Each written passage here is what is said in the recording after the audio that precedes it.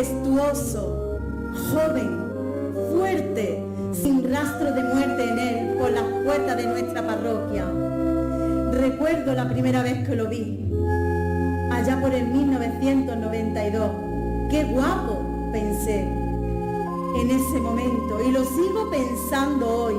Cristo resucitado llena mi alma y da sentido a toda mi vida. Es quien me da la fuerza cada día, y por él me siento amada, elegida y enviada a proclamar que la vida no termina con la muerte.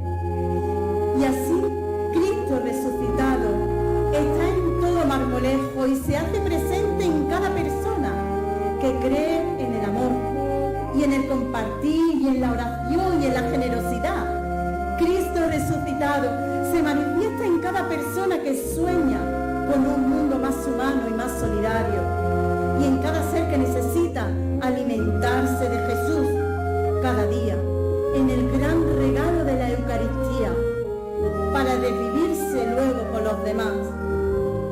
Hermanos, amigos, no estéis tristes porque Cristo ha resucitado.